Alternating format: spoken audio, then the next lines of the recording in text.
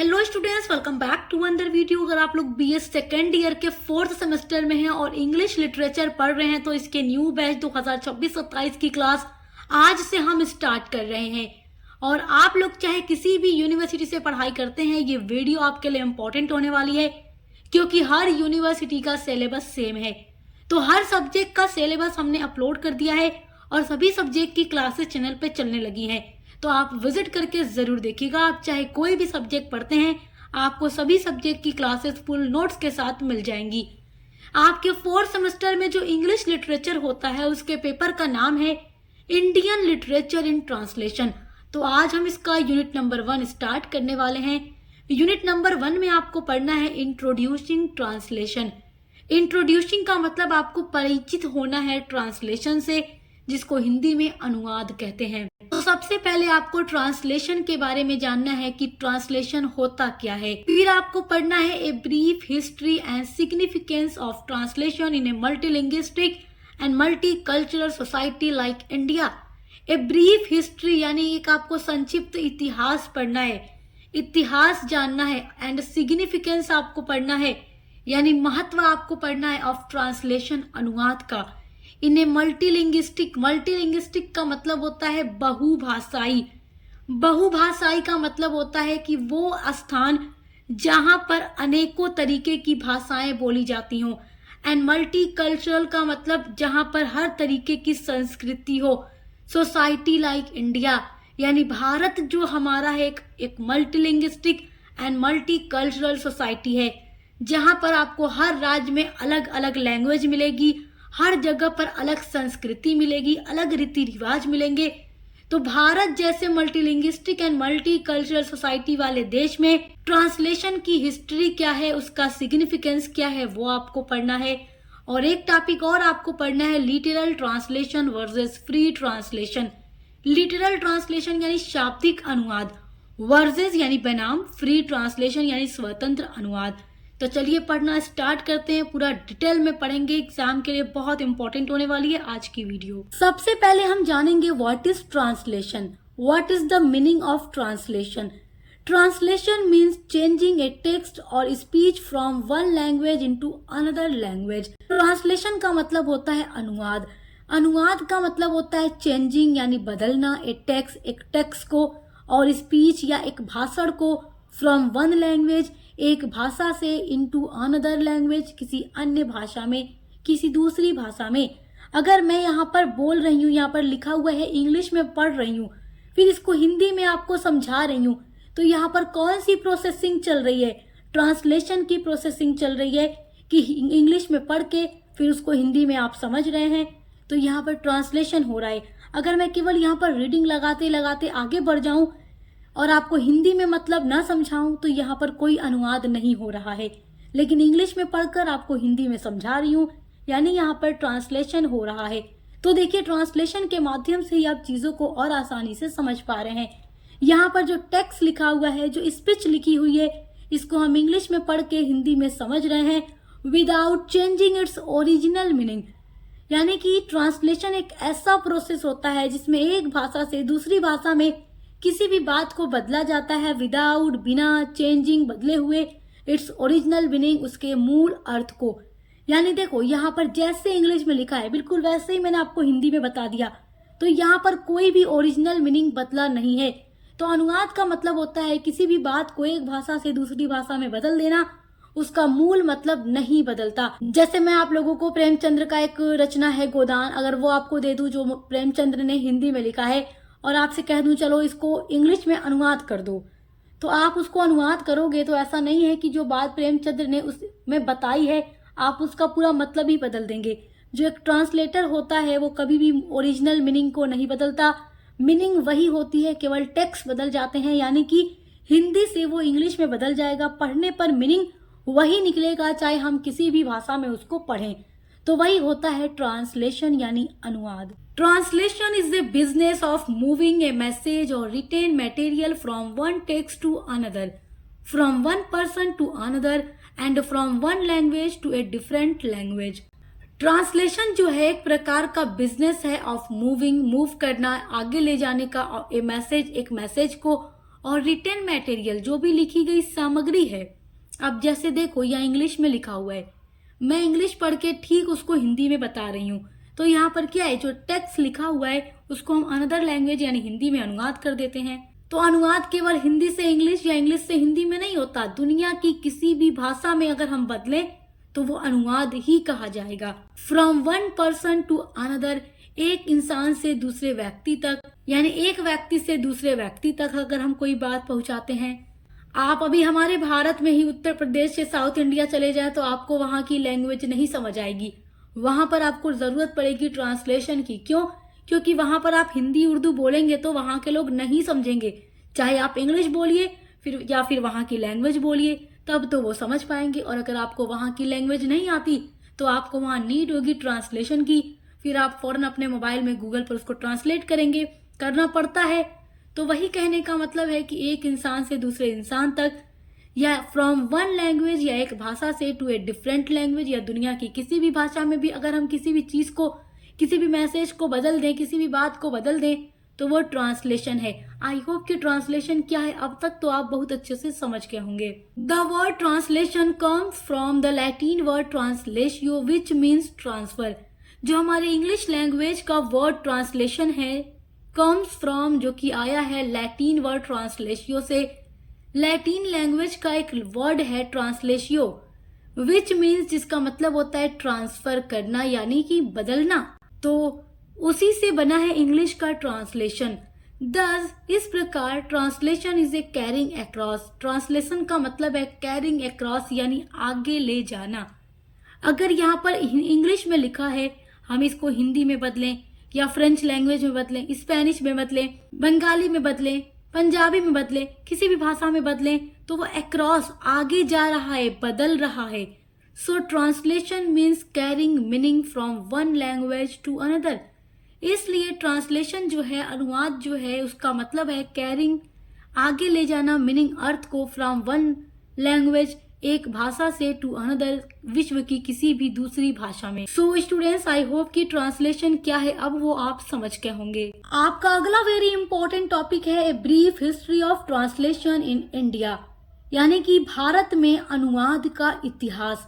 तो आइए जानते हैं कि भारत में, हमारे भारत में अनुवाद का क्या इतिहास है।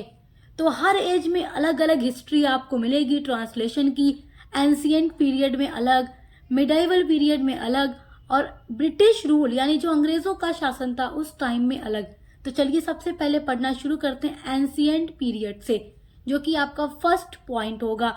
जिस तरीके से नोट्स मैंने बनाया है बिल्कुल एग्जाम में ऐसे लिखेंगे तो आपको पूरा नंबर मिलेगा। इन एंशिएंट इंडिया, प्राचीन भारत में, नॉलेज वॉज रिटेन, जो भी नॉलेज था, जो भी ज्ञान था, लिखा गया था इन वेदास एंड उपनिषद, उपनिषद और वेदास में, इन संस्कृत, संस्कृत भाषा में। तो देखिए जितने भी पहले के ग्रंथ थे, वेदास, उपनिषद, ये सब संस्कृत भाषा में ही लिखे गए थे। These text were later translated into regional language, लेकिन बाद में ही इनको अनुवाद किया गया रीजनल लैंग्वेजेस में, यानी अलग अलग क्षेत्रीय भाषाओं में। आप देखेंगे हर जगह अलग अलग भाषा होती है, लेकिन रीजनल लैंग्वेज भी आपको मिलेगी जिसको डायलेक्ट्स बोलते हैं। जैसे अलग अलग जो इलाका बटा होता है, छोटा छोटा जो एरिया होता है हर स्टेट में, तो अलग अलग जगह आपको अलग अलग भाषा देखने को मिलती है।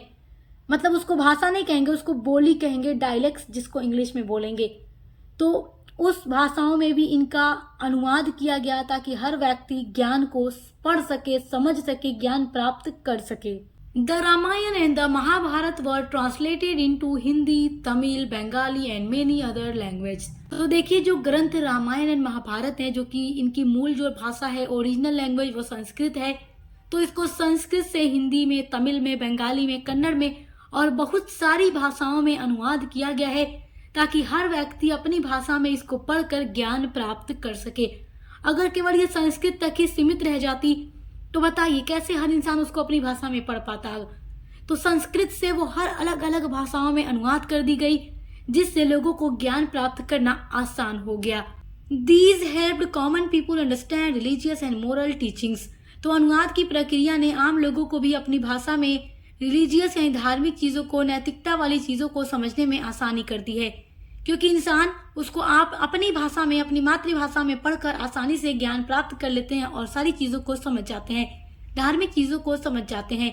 तो ये है एंशिएंट हिस्ट्री ऑफ ट्रांसलेशन। आइए अब जानते हैं मिडेवल पीरियड के बारे में। मिडेवल पीरियड यानी कि जब हमारे भारत में सल्तनत काल या मुगल काल चल रहा था, उस टाइम में अनुवाद की कैसी कंडीशन थी। The Turks who founded the Delhi Sultanate in the early 13th century introduce Arabic and Persian.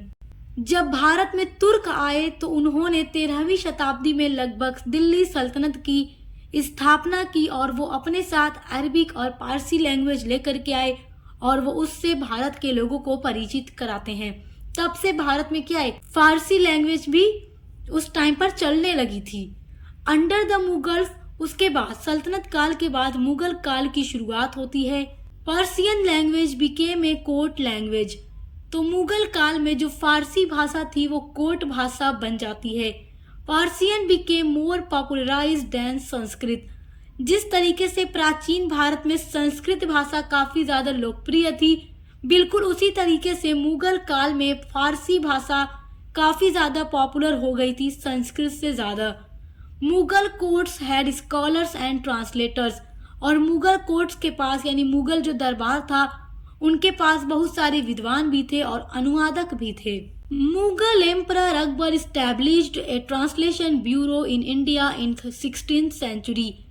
जो मुगल शासक अकबर थे उन्होंने 16th सेंचुरी में भारत में एक ट्रांसलेशन ब्यूरो की भी स्थापना की।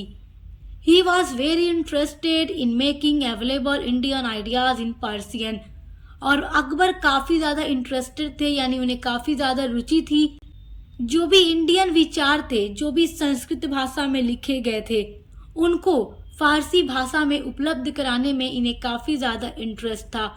Mughal courts had translators and they translated for religious harmony. तो मुगल दरबार में जो भी ट्रांसलेटर्स थे उन्होंने अनुवाद किया फॉर रिलीजियस हार्मोनी, मतलब धार्मिक सामंजस्य को स्थापित करने के लिए उन्होंने ग्रंथों को फारसी भाषा में अनुवाद किया। The first translation of Ramayana by Maulvi Badayuni. और देखिए, रामायण को सबसे पहली बार फारसी भाषा में अनुवाद किया गया मौलवी बदायूनी के द्वारा अकबर के आदेश पर। And the Mahabharat by Maulvi Badayuni into Persian during Akbar's time. तो रामायण और महाभारत को मौलवी बदायूनी के द्वारा फर्स्ट टाइम पारसी भाषा में यानी फारसी भाषा में अकबर के आदेश पर अनुवाद किया गया। And Akbar's great grandson Dara Shikoh translated the Upanishad and Bhagavad Gita into Persian. और अकबर के जो ग्रेट ग्रैंडसन थे दारा शिकोह, जो कि शाहजहां के बेटे थे, उन्होंने उपनिषद और भगवद गीता को भी फारसी भाषा में अनुवाद किया, क्योंकि ये भी बहुत बड़े विद्वान थे और उन्हें इन सब कामों में काफी ज्यादा इंटरेस्ट था। उन्होंने उपनिषद को भी फारसी भाषा में अनुवाद किया और भगवद गीता को भी उन्होंने फारसी भाषा में अनुवाद किया। तो आई होप कि आप मिडिवल पीरियड में हिस्ट्री ऑफ ट्रांसलेशन को समझ गए होंगे। थर्ड पीरियड है ब्रिटिश पीरियड, यानी कि भारत में जब अंग्रेजों का शासन था। ड्यूरिंग ब्रिटिश रूल, अंग्रेजी शासन के दौरान मेनी इंग्लिश बुक्स वर ट्रांसलेटेड इनटू इंडियन लैंग्वेज। उस दौरान बहुत सारी अंग्रेजी किताबें जो थी इंडियन भाषा में अनुवाद की गई। Western education, science and political idea spread through translation. और जो भी पाश्चात्य शिक्षा थी, जो भी विज्ञान था, जो भी राजनीति आइडियाज थे, स्प्रेड उनका फैलाव हुआ थ्रू ट्रांसलेशन, अनुवाद के माध्यम से। क्योंकि अंग्रेज जब भारत आए थे तो वो अपने साथ अपनी चीजें लेकर के आए थे, जैसे अपनी शिक्षा, अपना विज्ञान, अपनी राजनीति, ये सारी चीजें लेकर के आए थे, तो इनका अनुवाद किया गया। Indian reformers use translation to spread awareness and social reforms. और जो भारतीय समाज सुधारक थे उन्होंने अनुवाद के माध्यम से ही लोगों को समाज सुधार के बारे में अवगत कराया, क्योंकि समाज सुधारक जो थे उन्होंने समाज की बुराइयों को भी सुधारने के लिए, खत्म करने के लिए अनुवाद का सहारा लिया। आपकी अगली हेडिंग है significance of translation in a multilinguistic and multicultural society like India.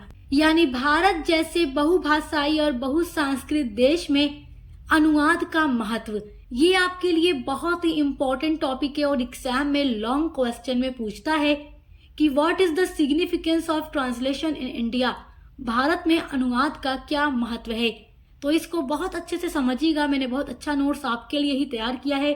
ऐसे लिख कर आएंगे तो एग्जाम में पूरा पूरा नंबर आपको मिलेगा। सबसे पहली हेडिंग होगी आपकी इंट्रोडक्शन। कोई भी लॉन्ग आंसर एग्जाम में लिखिएगा तो पहली हेडिंग इंट्रोडक्शन जरूर रखिएगा। India is a country of many language, cultures, religions and traditions. Bharat एक ऐसा देश है जहाँ पर अनेकों भाषाएं हैं, अनेकों संस्कृतियां हैं, अनेकों धर्म को मानने वाले लोग हैं और अनेकों यहाँ पर रीति रिवाज परंपराएं हैं। क्योंकि ये एक धर्मनिरपेक्ष राज्य है हमारा भारत, और अनेकों धर्म के लोग हैं तो सबके अलग अलग रीति रिवाज हैं, अलग अलग संस्कृति है, और हर राज्य में अलग अलग भाषाएं हैं, और हर क्षेत्र में अपनी अपनी डायलेक्ट्स है, अपनी अपनी बोली है। The constitution of India recognises 22 official language in the 8th schedule of the constitution. और हमारे भारत की संविधान के 8वीं सूची में 22 भाषाओं का उल्लेख किया गया है। 100 ऑफ मदर टंग्स, और सैकड़ों मदर टंग्स हैं यानी मातृभाषा हैं, अलग अलग स्थानों की बोलियां हैं। एंड 1000 ऑफ डायलेक्ट्स, और हजारों बोलियां हैं। In such a diverse society translation plays a very important role. तो सच में एक ऐसे डाइवर्स सोसाइटी में, ऐसी विविधता वाले देश में अनुवाद एक बहुत इम्पोर्टेंट रोल प्ले करता है। तो आइए जानते हैं अनुवाद क्या क्या रोल प्ले करता है। आपकी दूसरी हेडिंग है प्रमोट्स नेशनल यूनिटी। तो ये सब कुछ देखिए, ट्रांसलेशन का सिग्निफिकेंस है भारत में। Translation connects people of different language and cultures. जो अनुवाद है वो जोड़ता है, कनेक्ट करता है लोगों को ऑफ डिफरेंट लैंग्वेज, जो अलग अलग भाषाओं को बोलने वाले लोग हैं और अलग अलग संस्कृतियों में रहने वाले लोग हैं। अनुवाद अलग अलग भाषाओं बोलने वाले लोगों को और एक दूसरे को समझने में मदद करता है। यह राष्ट्रीय एकता और भाईचारे की भावना को मजबूत बनाता है। क्योंकि अगर हम ही अपने भारत में, अपने उत्तर प्रदेश से किसी भी राज्य में चले जाएं तो वहाँ की भाषा अलग है। कर्नाटका चले जाएं, तमिलनाडु चले जाएं, चेन्नई चले जाएं, आंध्र प्रदेश चले जाएं, बंगाल चले जाएं, पंजाब चले जाएं, तो वहाँ पर हमें अनुवाद की जरूरत पड़ती है। ट्रांसलेशन का अगला सिग्निफिकेंस है spreads knowledge and education. Spread मतलब होता है प्रचार करना या फैलाना, नॉलेज यानी ज्ञान को, एंड एजुकेशन यानी शिक्षा को। तो ज्ञान और शिक्षा का प्रसार। Science, technology, literature and education reach more people through translation. जो विज्ञान है, जो टेक्नोलॉजी है, जो लिटरेचर यानी साहित्य है, और जो शिक्षा है, रीच मतलब पहुंचती है मोर पीपुल, ज्यादा लोगों तक थ्रू ट्रांसलेशन, अनुवाद के माध्यम से। क्योंकि जो स्टूडेंट होते हैं वो अपनी मातृभाषा में शिक्षा प्राप्त कर सकते हैं। जिस भी टॉपिक पर पढ़ना होगा, साइंस के बारे में जानना हो, टेक्नोलॉजी के बारे में, लिटरेचर के बारे में, एनी अदर टॉपिक, कोई भी टॉपिक जानना हो अपनी मातृभाषा में पढ़ेंगे तो वो अच्छे से ज्ञान प्राप्त कर पाएंगे। तो अनुवाद का एक महत्व ये भी है। फोर्थ आपका पॉइंट है प्रिजर्व्स एंड प्रमोट्स कल्चर, यानी संस्कृति का संरक्षण और प्रचार। India has rich cultural traditions in every state. Bharat की हर राज्य की अपनी सांस्कृतिक परंपरा है। Through translation, regional literature and folk stories and religious text became known across the country. अनुवाद के माध्यम से जो रीजनल लिटरेचर है, साहित्य है, जो फोक स्टोरीज हैं, लोक कथाएं हैं, और जो भी रिलीजियस टेक्स्ट हैं, जो भी धार्मिक ग्रंथ हैं, पूरे देश में प्रसिद्ध हैं अनुवाद के माध्यम से। तो इससे सांस्कृतिक विरासत सुरक्षित रहती है। आपकी 5वीं हेडिंग है इनकरेज कल्चरल एक्सचेंज, यानी सांस्कृतिक आदान प्रदान को बढ़ावा देना। देखिए, translation allows people to learn about the customs, belief and traditions of other communities. जो अनुवाद है वो अलाउ यानी परमिशन देता है या समझ में आती है अनुवाद के माध्यम से पीपुल, लोगों को, टू लर्न ये जानने में या पढ़ने में या समझने में, अबाउट द कस्टम्स, कस्टम्स के बारे में, बिलीफ विश्वास के बारे में, एंड ट्रेडिशंस परंपराओं के बारे में, ऑफ अदर कम्युनिटीज यानी अलग अलग समुदाय के लोगों का जो कल्चर है, जो कस्टम है, ट्रेडिशन है, बिलीफ है, उनके बारे में हम कैसे जान पाएंगे? जब हम अपनी मातृभाषा में उनकी संस्कृति की किताबें पढ़ेंगे। क्योंकि हर चीज के बारे में अलग अलग किताब हर भाषा में उपलब्ध है। तो जब हम अपनी मातृभाषा में उस किताब को पढ़ लेंगे तो लोगों की संस्कृति को समझ जाएंगे, लोगों के कल्चर को समझ जाएंगे, उनके विश्वासों को समझ जाएंगे। और अगर हमें अनुवाद करके ना मिले तो हम कैसे समझ सकते हैं? नहीं समझ सकते। हम बस अपने तक ही सीमित रह जाएंगे। आज अनुवाद के माध्यम से ही ग्लोबलाइजेशन हो चुका है, एक स्थान से दूसरे स्थान तक चीजों को पहुंचाना संभव हो गया है। आज देखिए इंटरनेशनल लेवल पर बिजनेस किए जा रहे हैं, सब कुछ अनुवाद के माध्यम से ही संभव है। प्रोडक्ट और सर्विसेज उनका एडवर्टाइजमेंट कराया जाता है हर अलग अलग भाषा में, ताकि हर भाषा के लोग उस प्रोडक्ट से अवेयर हो सकें, उसको जान सकें, उसको परचेस कर सकें। तो ये सब कुछ कैसे पॉसिबल है? अनुवाद के माध्यम से ही। अगर अनुवाद ना होता तो कुछ भी संभव नहीं हो पाता, आज हम ग्लोबलाइजेशन भी नहीं हो पाते। 6 हेडिंग है हेल्प्स इन एडमिनिस्ट्रेशन, यानी कि जो अनुवाद है वो प्रशासन कार्यों में भी मदद करती है। Government communication becomes easier in different states by translation. तो देखिए जो भी सरकार होती है, जो भी सरकारी कामकाज होते हैं, अलग अलग जो डिपार्टमेंट होते हैं, उनमें जब कम्युनिकेशन करना होता है अलग अलग स्टेट्स में, क्योंकि हर स्टेट की हमारे भारत में अलग अलग भाषा है, तो ट्रांसलेशन के माध्यम से कम्युनिकेशन करना काफी इजी हो जाता है। अगर ट्रांसलेशन ना होता तो शायद ये इजी ना हो पाता, और अनुवाद जो है इन सारी चीजों को काफी ज्यादा आसान बना चुका है।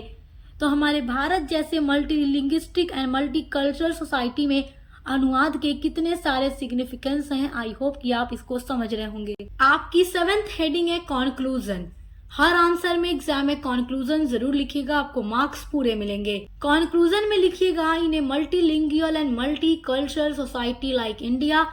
मल्टीलिंगुअल या मल्टीलिंग्विस्टिक बात एक ही होती है, इसका मतलब है बहुभाषाई, यानी अनेकों भाषा बोलने वाला देश हमारा भारत है। तो एक multilingual and multicultural society like India, Bharat में translation acts as a bridge between language and cultures. जो अनुवाद है वो एक ब्रिज का काम करता है, ब्रिज के माध्यम से जोड़े हुए है अलग अलग भाषा बोलने वाले लोगों को भी और उनकी संस्कृतियों को भी। क्योंकि अगर अनुवाद ना होता तो हम भी अपने भारत के ही अलग अलग जगहों की संस्कृति को नहीं समझ पाते, ट्रेडिशंस को नहीं समझ पाते। अनुवाद एक ऐसा ब्रिज है जो अलग अलग भाषाओं के बावजूद भी लोगों को कनेक्ट करता है, जोड़ कर रखता है, उनकी संस्कृतियों को समझने में मदद करता है। आई होप कि आप इसको बहुत अच्छे से समझ गए होंगे। सो स्टूडेंट्स, आज की वीडियो में हमने meaning of translation and history and significance of translation को पढ़ लिया है, यानी आपका ये सारा टॉपिक कंप्लीट हो चुका है। नेक्स्ट टॉपिक आपका है literal translation versus free translation, जो हम यूनिट नंबर 1 की पार्ट 2 की वीडियो में पूरा पढ़ने वाले हैं। तो आपकी यूनिट नंबर 1 2 पार्ट में कंप्लीट हो जाएगी, और ऐसे ही आपको हर एक यूनिट पर सीक्वेंस में क्लासेस मिलती रहेंगी हर एक सब्जेक्ट की। तो पढ़ने के लिए चैनल पर विजिट कीजिए, पसंद आए तो सब्सक्राइब करना मत भूलिएगा। मिलते हैं अगली वीडियो के साथ।